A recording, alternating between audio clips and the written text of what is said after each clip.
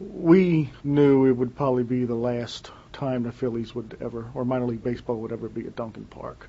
We talked as a staff, we talked as a newspaper, and Duncan Park historically has aged, and it was now an outdated minor league facility. So we knew that last game was probably going to be the last game.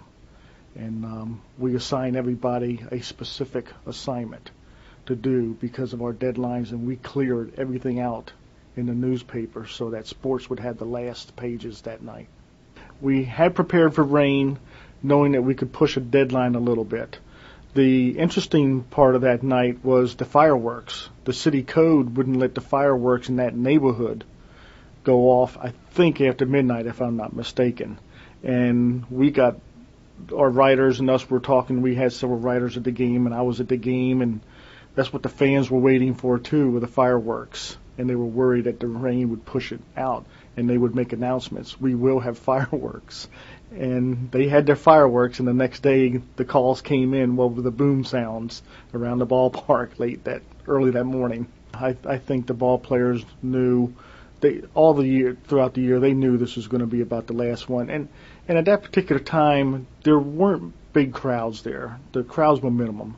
So the ball players they were shaking hands with the fans, they were the people that they've recognized through the year, and was congratulating them for coming out there for their support. They had the city, the mayor was there, the city manager.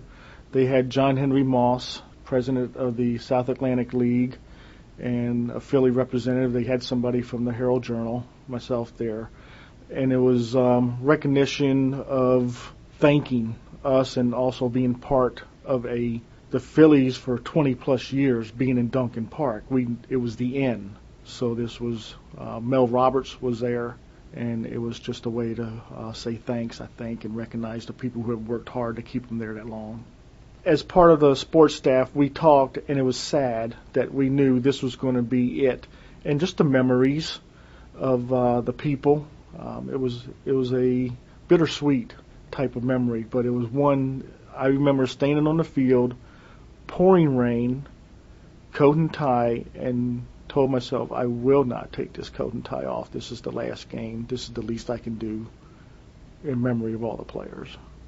The locking the door was to signal that minor league baseball was not coming back. I mean, we didn't want to say that, but that was everything that was told. With the Duncan Park being deteriorated to where we call it be expensive, we knew that lock was a symbol of the closure of minor league baseball in this town.